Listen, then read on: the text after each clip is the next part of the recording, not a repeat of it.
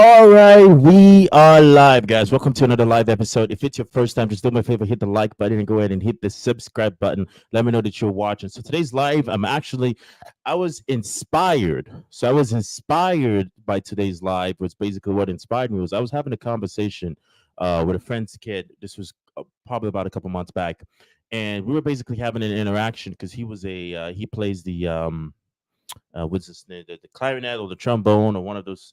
It was a flute instrument, right? So he played a flute instrument. So he was 17, about to be 18. So I was like, okay, cool. So what are you going to be, what do you intend to be doing? What's your game plan? What's the game plan moving forward? Like, have you plans for college? Are you ready for college? What are your intentions? Like, what are the things you want to do? And his response was like, "Well, I'm currently in the band. I really love. It's my passion playing. I can't remember. It still beats me today. He's like, I can't remember what the instrument is, but he's like, I really, really enjoy, playing this instrument, whatever the instrument was, and that's really what I want to do. So I was like, okay, cool, awesome. So what's who's the top player? Because I actually like to look at things from a perspective of, are you going to be able to take care of yourself in the long run, right? So I was like, so who are the most prospective, key players and people who are succeeding from this? And he was like, well, I don't know, not necessarily. So I genuinely asked him the question. I was like, so do you really know what you want to do with your life? And he was like, well, no, I really don't know. Honestly, I don't really know what I want to study. I really don't know what I want to do. So I was like, okay, that's fair. That's absolutely understandable for you to not know what you really want to do. But then I was like, okay, so this is something you're passionate about. I'm like, all right, so do you intend to live with your mom for the rest of your life? That was a genuine question. I was like, do you intend to live with your mom for the rest of your life? And he is like, I never really thought about that. I was like, okay, so you're 17, you're gonna be 18. When you turn 18, then what? He's like, well, I'm gonna go to college, okay. Then after college, then what? Then he's like, he was kind of like puzzled as far as what was the next thing, what was gonna be the next thing for him, what was gonna be the next thing for him to do, as far as like, should he keep playing, play the trombone or play the trumpet or play whatever it is that whatever the instrument was, or should he go in a point in which now he's basically now, you know chasing his passion, chasing his dream, and chasing, whatever that is. But I'm gonna kind of, bring it back. Now, I haven't followed up with him on that conversation per se, as far as what he decides to do. But then I kind of did some digging into this, because today I was kind of thinking about what we're going to talk about today's live. And we're going to watch a few videos. We're going to talk about passion. We're going to talk about money. We're going to talk about all the business stuff. But I am making this video because hoping someday, one day, my kid's going to watch this and you're going to watch back on the videos that I make. He's going to be like, hey, you know what? I disagree with that on this. I agree with that on this. This is, in a way, it's kind of parental coaching or parental teaching. And by all means, you're probably going to disagree with me on this, guys. You guys are probably going to disagree with me with this, because probably this is not the same way you would raise your kids, because you probably would do something completely or totally different, right? But I was kind of doing some digging. I was doing some studying. I was like, okay, so what are necessarily the for lack of a better word, what are necessarily the key things in which, how many people, what are the percentage of people that actually know what they want to do with their lives? And what was an interesting study was, I found out that only about 25% of Americans, only about 25% of US Americans actually know what they want to do with their lives, actually know what the meaning of their life. It's not even about passion, know what the meaning of your lives are, right? And then we kind of are like in this age, in this dilemma where everyone is like, follow your passion. Okay. Follow your passion. I personally believe that there is a time and a place for passion, because the advice I gave to this young kid, right? The advice I gave to 17-year-old was, I gave him the advice. I was like, following your passion 1,000,000% is completely okay. 100%. Follow your passion, but there is steps and there's moves to the game. Following your passion to begin with is not necessarily what you should focus on, because you got to pay bills, you got to eat, you got to put a roof on the table. And I'm very, very curious. Now we're going to go ahead and look at take a few.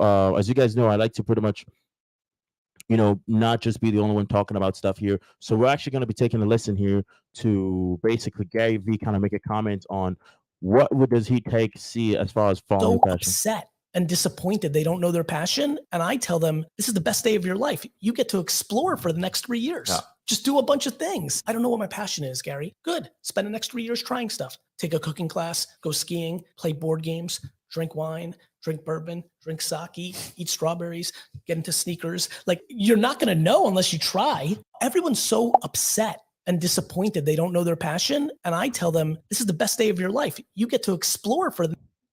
Now this is okay. So we're gonna. So this is where his advice, in a way, kind of like to bring it full circle, is you don't know what you don't know until you try things that you do know. So to basically summarize it and bring it full circle, is as human beings, think about it, as people, as you know, as a collective group, as an organization, or basically as a human mind, we form decisions based off of our experiences. Okay, I want you to listen to this. We form decisions based off of our experience. What does that mean? That means that if you have little experience, if, for instance, if you're not used to, let's say, for instance, if you're not used to driving on the snow, okay, let's say you're not used to driving on the snow, and you don't know that you need snow tires. What are you gonna do?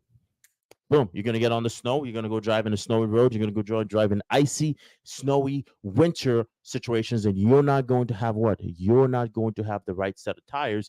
And if you don't have the right set of tires, what ends up happening is now you end up getting in situations where you're skidding, not enough braking traction. These are a few things that comes from experience, right? There's a reason why most people trust. The older you are, they believe and genuinely believe and strongly believe that you are more wiser to make decisions, and that's basically, to think about it, as you have a more solid foundation, right? And his advice is basically saying you don't know what your passion is because you don't know what's out there.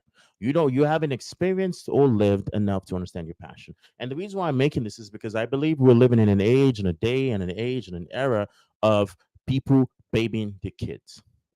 Okay, people are babying their kids. When I mean babying the kids, I mean we have people who, it was very fascinating to me when I found out that people have, they give trophies, the participation trophies, right? Your participation trophies, you give a kid a participation trophy for showing up. You have all of this stuff that you're doing, and at the end of the day, what it is creating in the mind of this person is I get something for nothing, right? It's kind of making them lose that competitive edge. It's making them lose that, that element of, just things, because the IC participation trophy as well, that's basically a sign that you lost, because if everybody got it and you lost, because the trophy that the first place person's getting in first place is completely different than yours. Yes, you're going home with a trophy, but that's a trophy for people who lost.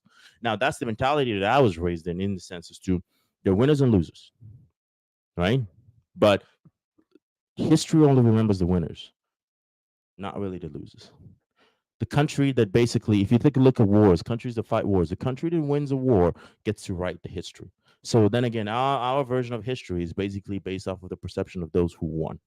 Because if, ABC country fights DEF country and ABC country wins, the history is decided based off of them. If DEF country wins, their side is the good side, the other ABC side is the bad side. Now, these are factors in it that kind of play that play a huge role and basically play a huge stats and a huge statistic as far as, how we basically formulate our decisions. And that's basically coming off of our experiences. So, which is also kind of fascinating to me, because another thing that I kind of want to bring on, another thing that's like very, I wouldn't say it's near and dear to me per se, but it's like, I've also been kind of curious as far as like, where did this whole concept of passion, does it really fit in business? Is it a term that's very popular in business? Is it a business term? Is this something that is in any way, shape, or form associated at all with business? And I want to go ahead and let's go ahead and kind of give this a I don't think people should or shouldn't do anything. If they want to make more money, then you optimize for the vehicle that will make you the most money, and then you do that. The whole passion piece teases at the psychology of humans. Because if you're just looking at first principles of what has to happen, build the business that has the highest leverage, that has the highest total addressable market, that has the highest potential gross profit per customer, and do that. That's what you would need to do if you wanted to make the most money. As soon as you add in the psychology of humans, when do you get tired of this? When do you lose interest in it? The big thing for me, at least, is that I love business. As long as I'm doing business, I'm good. And so the nature of the business doesn't matter. And I would say a lot of entrepreneurs are that way.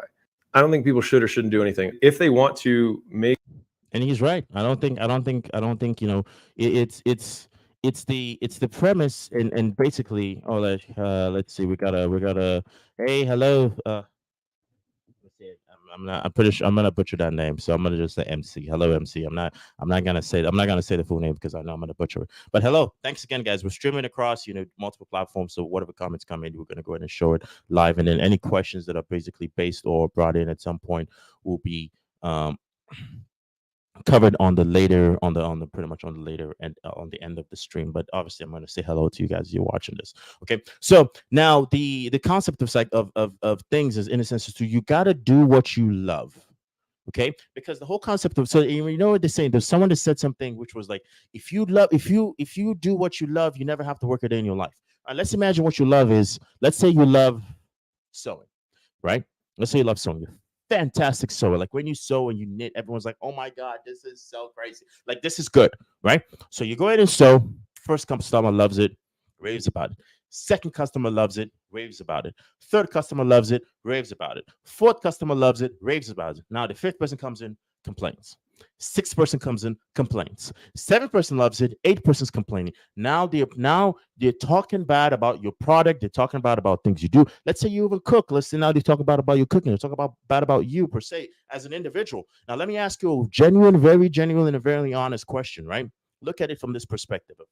If what you love, you start getting criticized about it, you start to self-identify yourself with that criticism. And when you start self-identifying with that criticism, what you love eventually becomes what you hate. And then there's also another rule that, familiarity breeds contempt. Think about this. You buy a brand spanking new car today, brand spanking new. You love it. You're driving it. You drive over to your neighbor's house. You're like, oh my God, this is so amazing. You drive over to the next person. Oh my God, this is awesome. You drive over to the next. Everyone is like so raving about this brand new car that you got. But 3 months go by. You're like, 5 months go by. A year goes by. Now that brand new car becomes some car.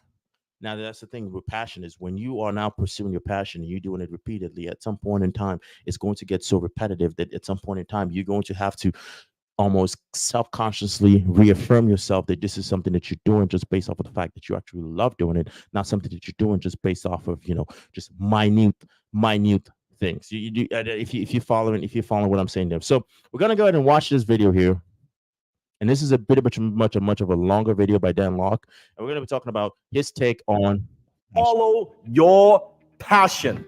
You heard me right. I said don't follow your passion. I say that one more time. Don't follow your passion. Now, what am I talking about?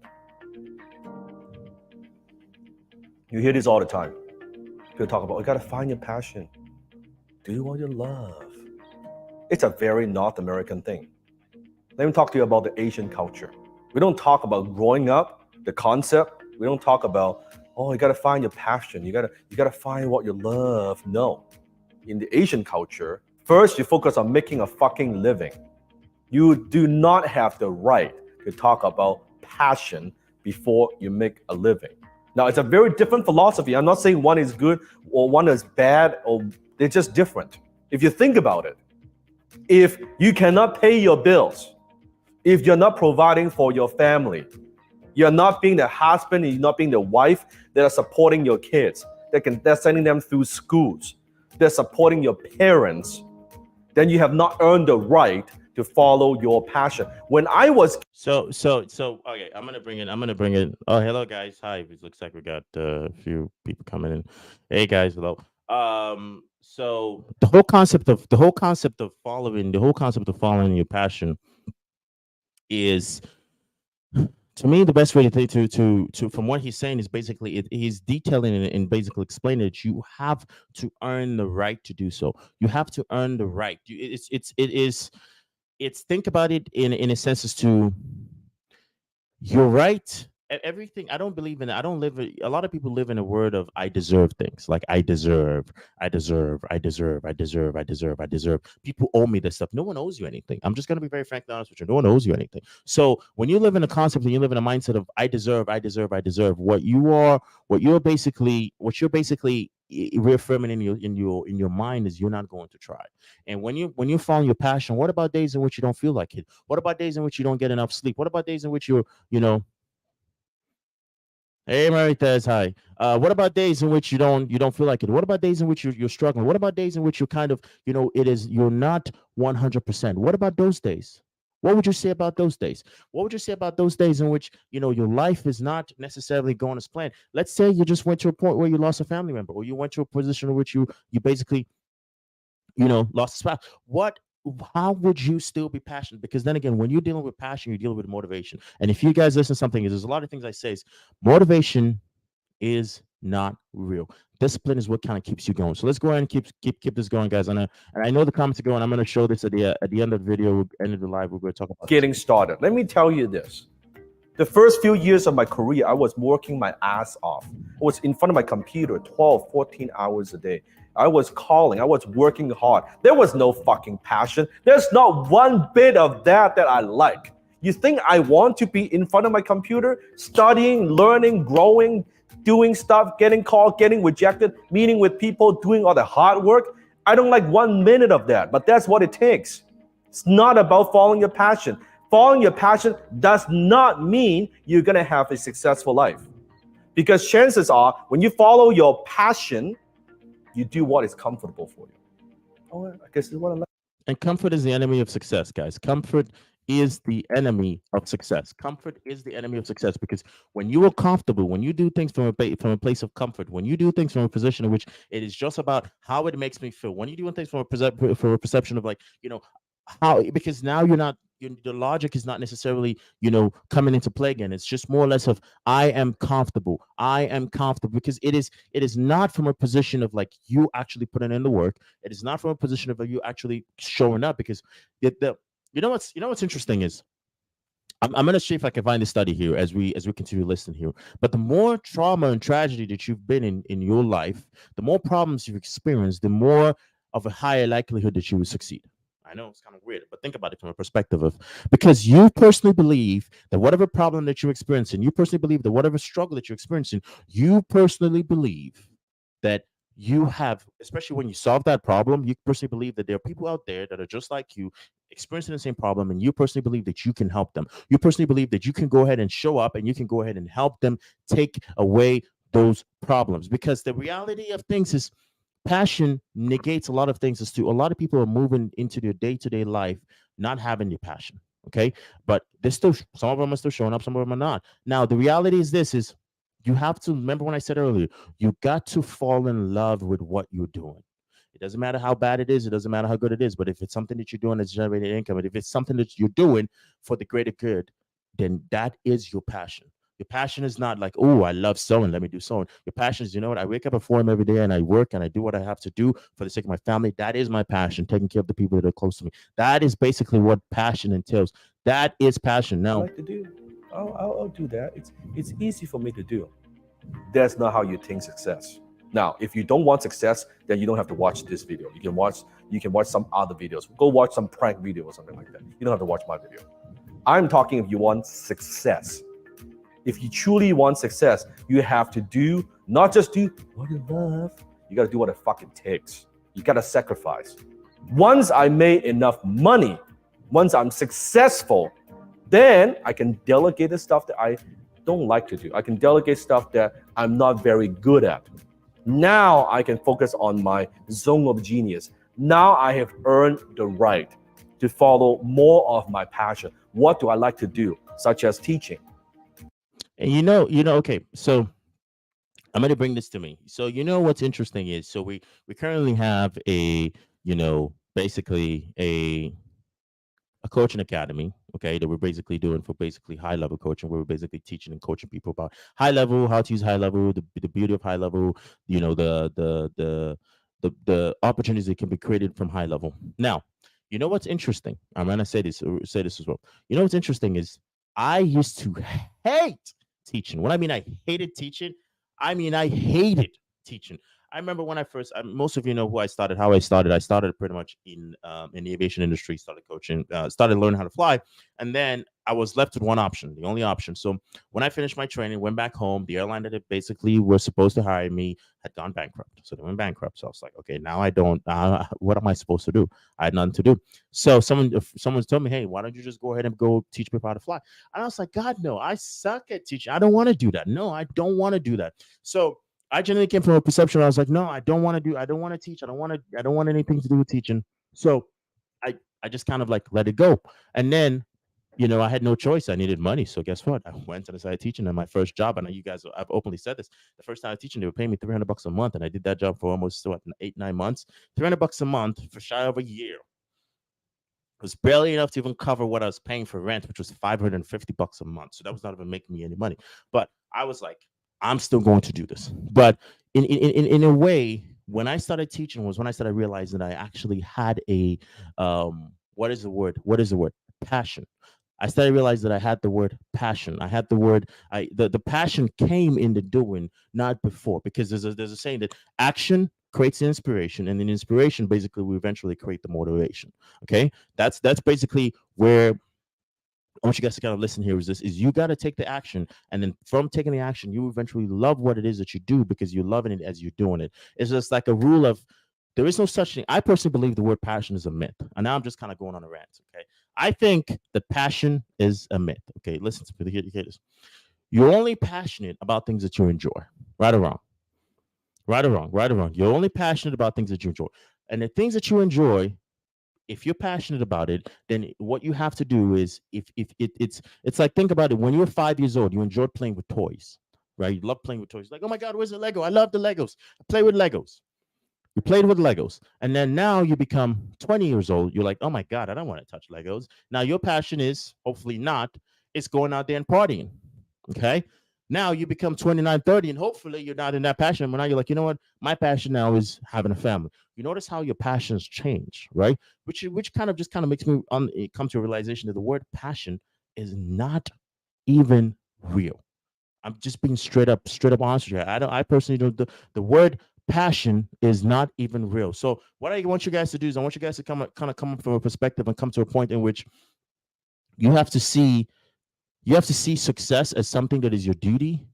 So you have to see success as something that is not, that irregardless if your passion, your so-called passion is something that you're going to do. Now I want you guys to go ahead and let me know. Let me know in the comments. I want you guys to write the word success. Leave the word success in the comments and let me know that you guys are basically making your passion basically just showing up and doing what you have to do, and understanding that the word passion is not real. The word passion is not a thing. The word passion is not something that is reliable. It's not something that's constant. It's not something that success.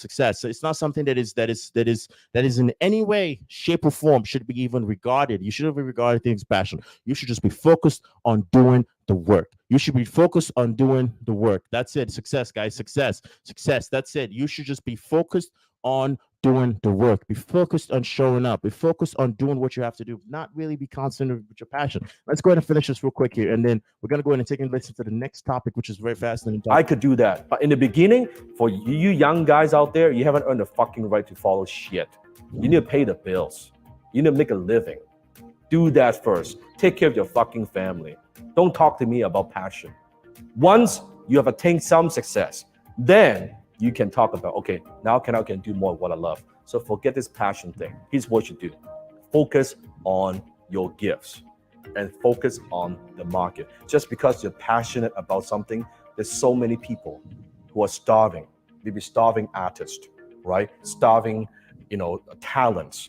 They're very passionate about what they do, can't make a fucking living doing what they do. No one is going to pay them. Why? Because they don't follow the market. Just because you love something, look, I collect, as you know, if you're fans of my work, I collect Marvel superhero collectibles. Can't make money collecting those things. It costs me money to collect those things. So I know it is okay because I make my money from something else. I follow the market. I give the. And that's the thing is, and this is where it kind of comes full circle of basically. So YouTube is not a passion of mine. Okay, it's not something that I would say I do as a passion. It's not something that I would say I do because I love YouTube. No, it's not. It's just basically something that I come to believe that I want to get a message out there. Okay, I believe that there are people out there like me. I want to go ahead and reach out to people out there like me. And I believe out of the 180, 175 people that we have watching this right now, which we have 173 people here watching this on YouTube. So is and also the people on Facebook as well, guys. I know Maritez is watching this on Facebook. Big shout out to Maritez, and then MC. I'm gonna say MC because I can't really say her name correctly. I don't want to butcher it. Everyone here is watching this. I believe that we all basically, at the end of the day, we all basically are looking for other people like ourselves. So this is not necessarily something that's a passion of mine, something that necessarily I'm doing to reach out to people just like that are like me. And the more I do that, the more I realize, the more I get closer to you guys, the more I get closer to everyone, the more I understand and know that it's not about you as an individual anymore. It's now about the collective community as a whole. It's about doing it, showing up every day. You guys know it. For every single day we've been going and doing this live, and that's kind of the whole concept is regardless of how you feel, is doing what you don't want to do, regardless of how you feel. And that's basically the passion. And another thing is, he mentioned focus on your gifts. Now, you don't know what your gifts are until the first video that Gary Vee mentioned, doing and trying other things that are out there, because you don't necessarily know what your passion is. You don't necessarily know what it is that you've been called on this world to do. I all believe that we all basically have a calling to this on this earth. You don't know what your calling is until you go ahead and try what you have to do, until you go ahead and basically explore it. That's where you go ahead and discover what your gifts are. And I'm very curious what you guys what your take on that is. But let's go ahead and finish the market, what the market wants. Once I make the money, yeah, I can do what I love. I have more freedom. I have more choices. But don't focus on that. It's a fucking illusion. Forget that shit. Do what it takes. Follow the market. Follow your gifts. What are you good at? Not necessarily what are you passionate. What are you good at? What can you do better than anybody else that the marketplace is willing to pay for? And you may not agree with me on this. You may think, oh, Dan, you're just all about money. I'm not just about money, but I'm not about struggle either. No good to just, oh, I'm so passionate. You're fucking broke. Make the money. Follow the market. Follow your gifts. Develop your gifts. Develop your skills. Then you can focus on yourself. Then you can think about, okay, now I have more means, I have more resources. Now I'm going to pause this real quick here. Which is insane. So I want to go ahead and share the statistics with you, and then we're going to go ahead, and that's pretty much the most I want to cover for that video. So this is basically let's go ahead and get the screen here real this way. Okay. So this is basically a percentage of businesses that fail.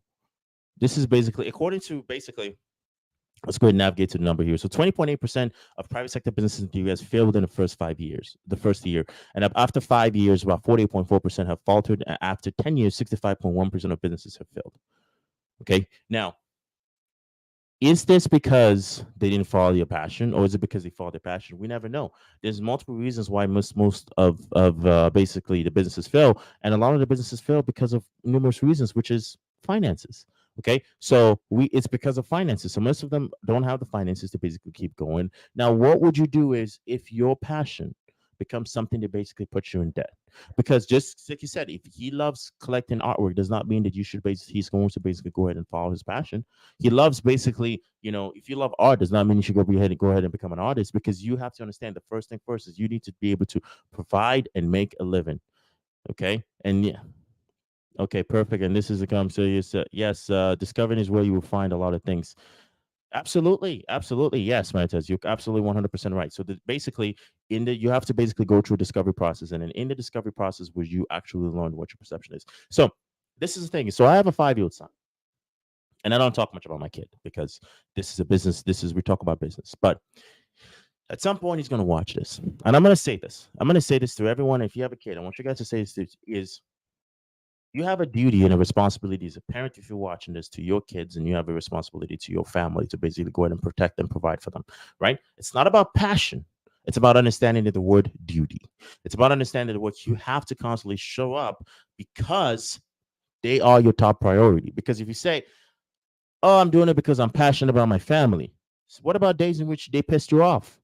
Right? You're going to be like, I'm not going to pay rent that day because they pissed me off. What about days in which your partner is being, your wife or your husband is getting on your nerves? Are you going to say, oh, you know what, I'm not going to talk to them because of that? Or I'm going to make sure, kick everybody out the house because That's the same thing of relying on your passion, because your passion is saying that you're relying on your emotion, whatever makes you feel good. That's the thing, is your feelings are not constant. Your feelings are things that are not constant. And at some point, your feelings, what happens if your feelings put you in debt? Then what?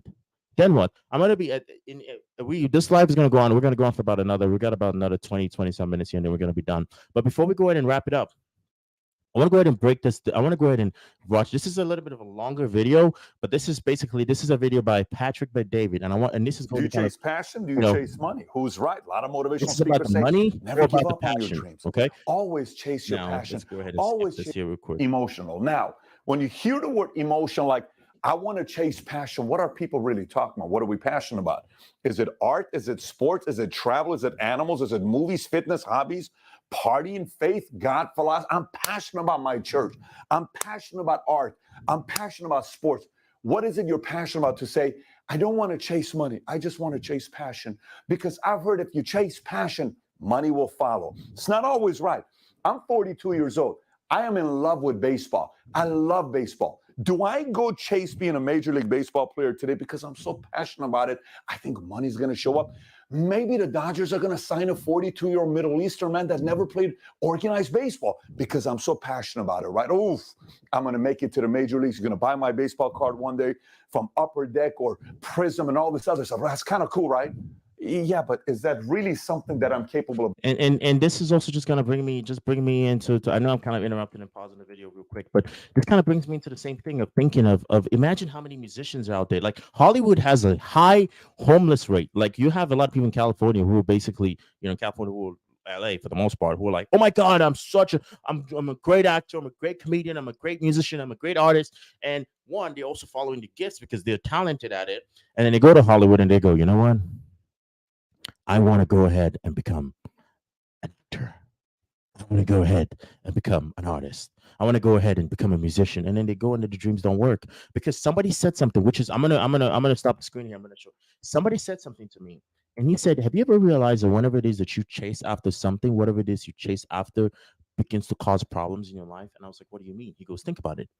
When you try to chase after money, he says you start to notice that you start to, in a way, almost become like what's the word broke, like you become almost basically practically broke because he's like life in a way would test you, which is I'm gonna go ahead and see if I can find this. I'm gonna see if I can find this quote because this quote is actually a quote that was sent to me in an Instagram DM. And this quote is something that I'm like, which is very, very fascinating because it is life will test you with the opposite of whatever it is that you're looking for. And let me see if I can.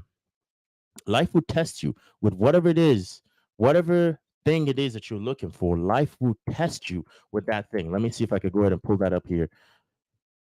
Okay, looks like I am actually. Oh yeah, actually I'm able to pull it up. Oh, isn't that funny? All right, so let's go ahead and get this here real quick. So quote says, I'm gonna go ahead and says, you wish to be strong. Let's go ahead and start this over from the beginning here. So life is too hard, bro. I wish it was easier. So this is what says, brother. So this is where the quote comes in. It says, you wish to be kind, so you are tested with negativity. Okay. You wish to be strong, so you're tested with weakness. You wish to love, so you're tested with loneliness. Okay. You have to realize what comes easy won't last. Okay. And what lasts won't come easy. Okay, now that's a very, very interesting interesting take there as far as like his what do you call it, that quote is basically is I'm gonna say it again, and I'm gonna break it down. You wish to be kind, so you're tested with negativity. You wish to be strong, so you are tested with weakness. Okay, you wish to love, so you're tested with loneliness. And then another one, you have to realize that what comes easy won't last. Okay, one more, and what lasts won't come easy. And why is that? Is the universe has to make sure that you are deserving of whatever it is that you are asking of it. The universe wants to make sure that you are someone who is genuinely deserving of whatever it is that you're asking for. If you want to be rich, then we have to realize you're going to be tested with moments where you have zero money. You're going to be tested with moments in which you are basically practically close to being broke. You wish to be a leader. You're going to be tested with moments where you have no choice but to be a follower. Whatever it is that you're so-called passionate about, you will be tested with the opposite when you focus on it. And you know why that is because the universe has to understand, God has to know for the most part that you are deserving of whatever it is that you want, whatever it is that you're asking for. You're gonna understand. So I'm hopefully this is touching somebody, and somebody, is understanding where this is coming from. And that's the reason why I'm saying the whole concept of passion is if you're passionate about whatever it is, at some point you will be tested with the opposite of it.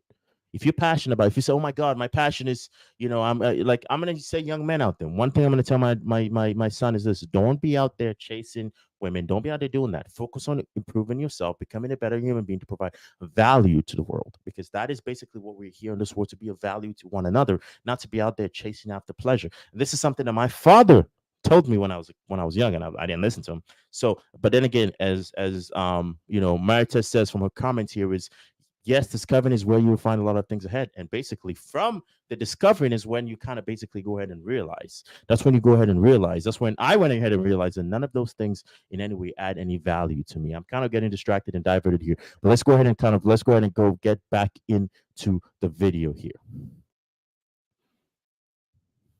Ray Dalio once said, he said, you can almost do anything, but not everything.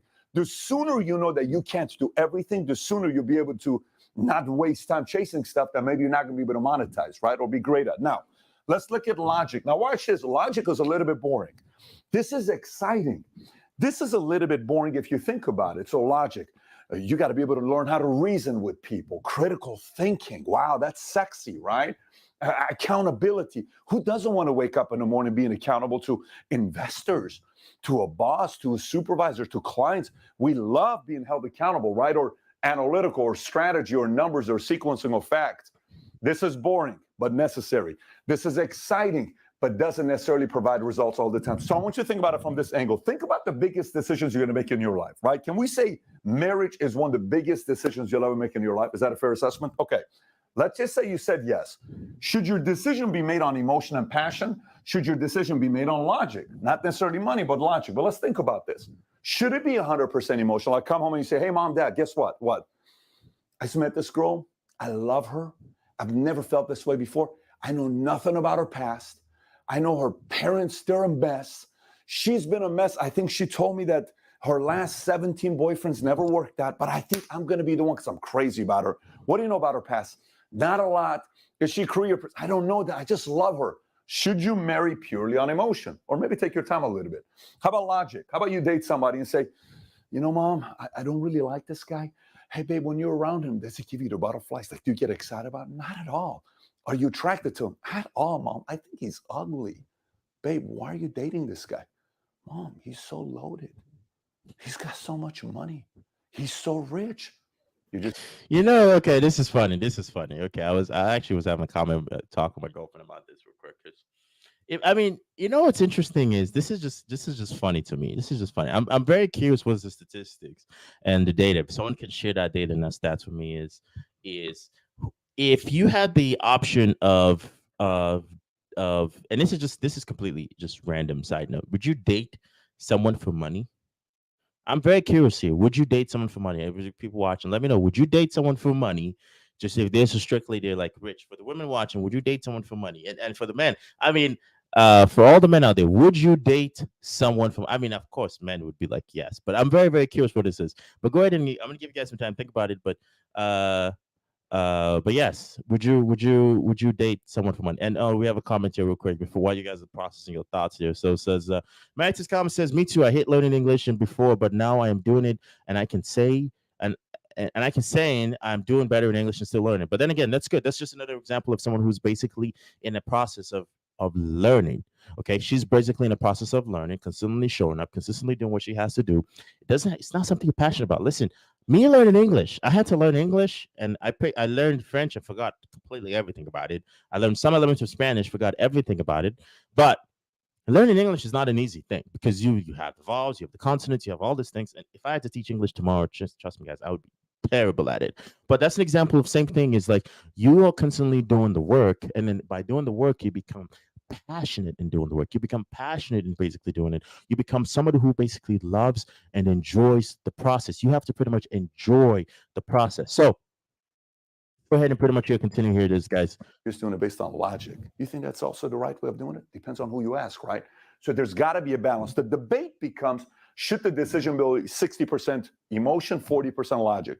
Should it be 60% logic? Some will tell you 70% logic because guess what? If you get married to somebody, then you got to make one of the other decisions, which is what? Kids.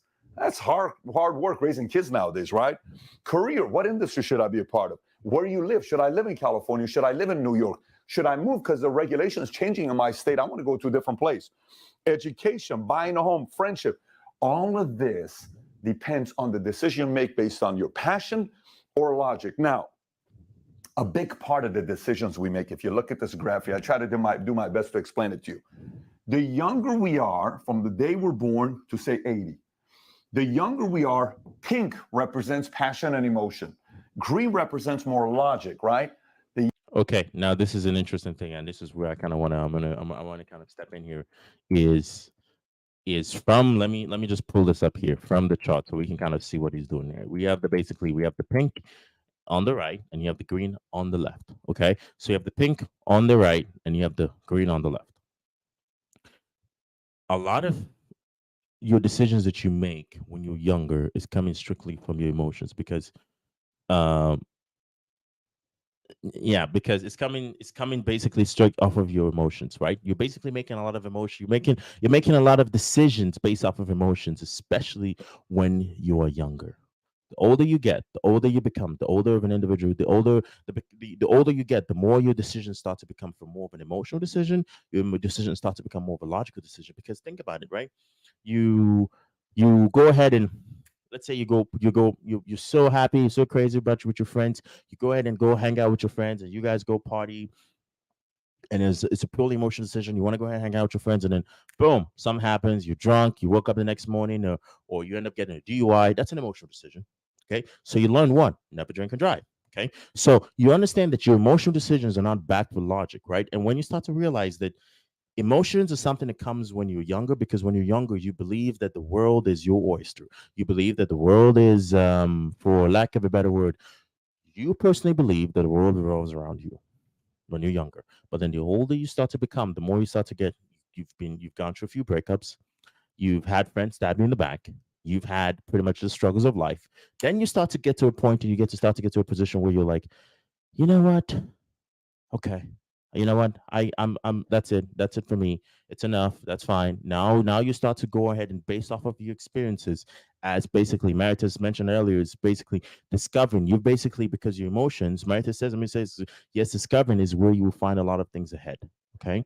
And basically your emotions has led you into so much problems that eventually at some point you go ahead and in that discovery process is where you go ahead and then you discover that, you know what, I need to start thinking and using my brain. And I get a comment here. It says, no, because to the question of date, because if you date someone because of money, then you're not giving worth to yourself, and basically you'll never be happy forever. Yes. And Matt, this is a question for you, because this is a question for you. This is a very interesting question for you. But what about if this person does not have any job, does not have any income, does not have any money, does not make a single dime? Okay, what about that person? What would you say in that position then? Because then again, are you going to be happy if that person is broke? That's a question for you, and I'm very curious what your answer is going to be on that one there. But let's go ahead and kind of go ahead and get back into watching this. The younger we are, we only like to make decisions based on passion and emotion. We don't make the best decisions. At some point in your life, after many breakups, after you realize we all pay taxes, after you realize you're not always going to be the one chosen for promotion. You're going to be passed up on promotion sometime. A guy that's lazier just because they're related to the mother of the business or the CEO of the business is going to get the promotion over you, and that pisses you off because you stayed up every night till 10 o'clock, and that schmuck gets the promotion over you just because his last name is Johnson and yours is not. And you can never compete with that kid. Then you start realizing, saying, listen, man, this passion stuff, I'm sorry. I work a lot harder than the other guy. Why does he deserve it? You start kind of getting a little bit of this. And about 30 to 40 years old, you sit there and say, maybe I need to start making some logical decisions as well. Listen, I love this girl. She's attractive. She's hot. But I got to kind of start thinking about, is this the right thing? The last 3 relationships didn't work because of that. What should I do? So I'm not sitting here telling you this, or I'm not telling you this. I'm telling you to get this balance right. In what areas of your life do you use emotion? In what areas of So now this is basically even an educational process, because this is basically okay. Emotions and logic. Okay. They are basically a yin and yang. And I think I did a video of I think it was 2-3 days ago. I did a live and basically did a live, and I was like, okay, so the reason why I believe that most people should be in a relationship between a man and a woman, here's the reason why I believe in that. I believe in that because there's a unity, and each party, each person provides something that is unique. Each person provides something that is different, because what you would get from one person is not what you would get from another person. Because here's the reality is this, and we also, there's a part of the women's brain called the something. There was a video, and someone scientific, more sciencey than me, spoke about it. And he basically said women have the ability to process emotions and logic at the same point in time, versus, as a man, you kind of have you compartmentalize, so you kind of go one at a time, right?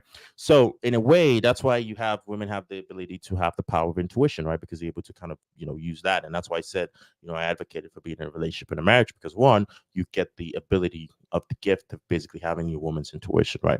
Now, to the point where I'm basically getting at, is in whatever decision or whatever business you make, is you need to use logic before you start. Because most people, like when I got into insurance, I didn't get into insurance understanding the fact that most insurance had a 92 to 95% failure rate. Okay, what does that mean? Was basically for every 100 people that got in, 92 to 95% of them will quit. 92 to 95 of them will quit. Okay, so if 92 to 95 of them will quit, then that means there's only, roughly about 5 to 8 of them that's going to be left. So if 5 to 8 of them are going to be left, then you have to understand that there's where the logic comes in. Why do they quit? What are the common reasons why people fail? This is where you have to use your logic before you get into any business. And when you use your logic to get into any business, then and only then, after using your logic to get into whatever business or whatever it is, whatever situation that you're in, then you start to understand, and then you start to compartmentalize that, okay, you know what? If I do this, I work hard enough, eventually you start to become passionate about whatever it is that you do. So rather than flip things backward, rather than starting things based off of, I'm going to be passionate about something, start things based off of, I'm going to get into this knowing all the facts and all the statistics. And then once I know all the facts and all the statistics, then I'm going to use emotions to basically justify it, right? And now let's go ahead and see. Samantha's answered my question here. So she said, maybe you would date the person not because of the money, but the person who has potential to make a lot of money. Because if you date a person who don't know how to make money, then you're done. I guess, hey, listen, my test is given dating. This is so take the advice there, but I could definitely have a conversation about this for days. Okay, I can have a conversation about this for days, in a sense as to I think in potential ambition, I mean, that can be faked. A lot of people can fake ambition, a lot of people can fake purpose to get what they want, and then once they do, they can flip up, and then you see a totally different person. So at that, I'd say use your intuition and also exercise caution in your basically in your process there. Okay, now let's go ahead and let's get back into the video here. Of your life, you use logic. For example, buying underwear. How much emotion do I need to buy an underwear? Like, I go to Costco, I need some underwear. Do I need to make an emotional connection with that underwear to buy an underwear? No, that's 100% logical. I'm buying an underwear. Now, if you're buying lingerie, does there need to be a little bit of emotional connection to that lingerie? Because, you kind of need to look good at it. And, I get it. So lingerie may be a little bit different. Socks. Are you going to turn somebody in with socks? Hey, look at these socks. Oh, my gosh, you look so sexy today. It's socks. Pure logic, right? Car, you like it. Man, I kind of like it when I sat in it. The engine, maybe a little bit. But you need to kind of balance this part out. By the way, long term, you will win more the more you pay attention to this. Now, let's go back to this. I'm a pretty creative guy. I'm a pretty passionate guy. I'm passionate about a lot of weird things. I like baseball cards. I just had a card that just was delivered right now to me. It's a 1965 Shelby Cobra Kirkham. It's a aluminum, silver. I just drove it. I can't even tell you what it sounds like when I turn on the engine. I'm like, oh my gosh, right when I drove that car. It was ridiculous, right? But I'm in an insurance industry. Very logical. Compliance, actuaries, underwriting, table A, table B, table C, table D. Boring to some people, right? But we put on a convention last week. I just got back 2 days ago. We filled out the MGM Grand Arena during Delta, during COVID, during shutdown, during all this mess. And we had over 10,000 people at this event when Nicky Jam was performing. We had, what do you call it? Sebastian Maniscalco. I mean, he was hilarious. So the video is going to go on longer, and then he's going to basically Mario Lopez was the MC of the evening. Kim and I were co-MCing. Basically, I had get Mike to some of the Tyson there. I point. had Frederick Da Silva there. People were crying, laughing, cracking up, having a blast because we learned how to combine a logical industry with emotions, because this is still tied to emotions. And I'm gonna say this. This is even gonna be a side note in basically advertising. So there's something called having the affinity. So think about it from a perspective of. I'm gonna talk to the. This is gonna be. We're kind of gonna pause there a little bit. So I have a lot of sales reps that work with me, and they want to recruit. And I'm going to say this in the sense as to the logical and the emotional is there's a lot of the emotional will attract people, right? For instance, you have if I post a nice fancy car, the more people I'm going to get to show up versus if I just post myself, because you need to have an affinity, something that strikes people's emotions. Because when people see the luxury, they see the stuff, that's what attracts them, right? The lifestyle. So when you understand and you're able to combine, and that's the weirdest thing is that is what a lot of MLMs, a lot of what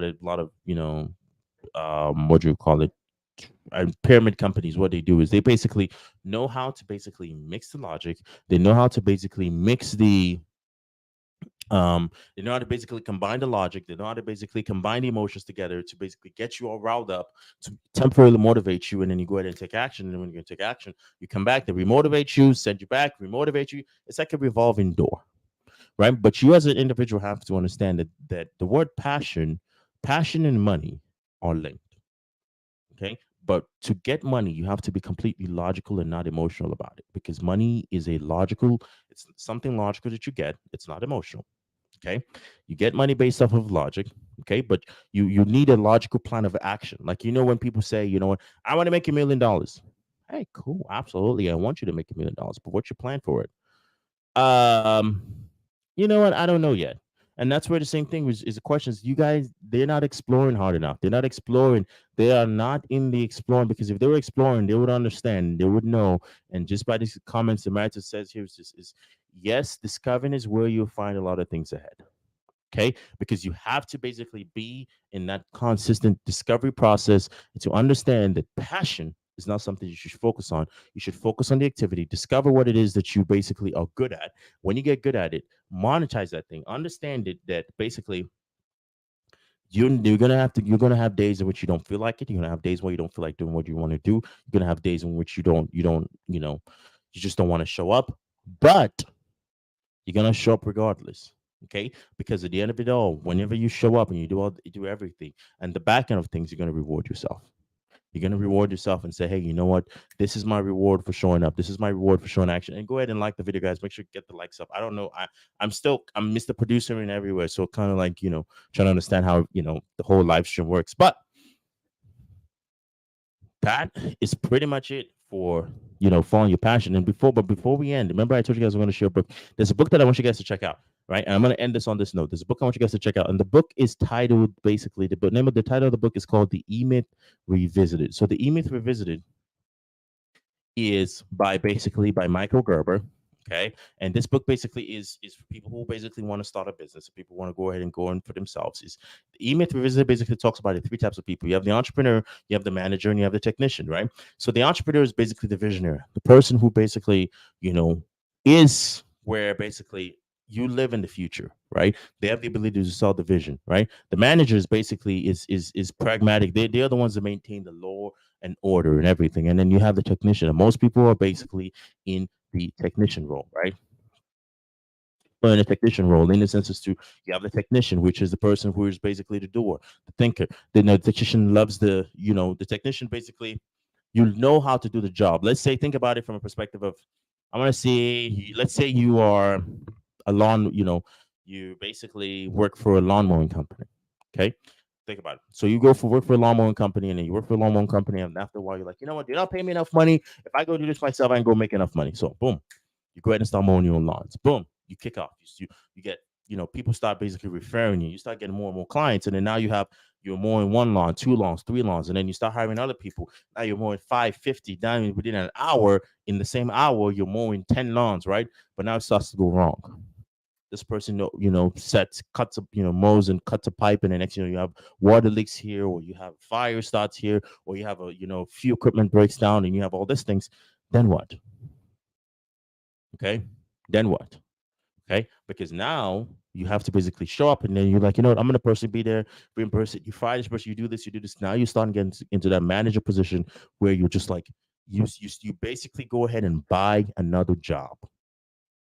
That is basically what ends up happening a lot of times for people who are basically, technicians, right? Because they know how to get a skill, they're logical about it, but they don't have the vision of the future. Okay, because now guess what? Things are going to get tough. Things are going to get tight. Things are going to get confused, and things are going to get in a point in which you are going to now begin to struggle. Then what? And that's where the vision comes in, and that's where the balance of that basically that vision of the future. Okay, and the vision of the future has a lot to do with emotion, because the whole concept of passion is how I feel, how it makes me feel. I'm passionate about cooking. It's a feeling. It's a feeling. But I cook every day, and I love doing the act of cooking. Is you basically enjoying the activity and showing up? Because the reality of things is, people who basically, if you run just to run a mile, you will lose to somebody who loves to run, regardless of how long the distance you're running for. I'm going to say that again. If you do something because you're trying to get to an end goal, you will lose to the person that just loves playing the game. Most people who say, I want to make $1 million, I want to be millionaire, I want to be this, I want to be that, will 100% always lose to the person who says, I enjoy and I love doing whatever it is that I'm doing, regardless of the money. And I just see the money as a milestone that I'm going to check off as I proceed and progress in the future. Okay, so that's basically all I got for you guys for today's live. I'm going to jump off real quick, and thanks again for everyone being here. Shout out to everyone who was commenting. Maritas, really big shout out to you. Shout out to everyone else in the comments and in the chat. And it's a pleasure having everybody here. And obviously, as I always like to say, for the most, I don't even know what day of live it is, but for the most, guys, always like I say, enjoy, and you guys have a good day, and I'll catch you all tomorrow.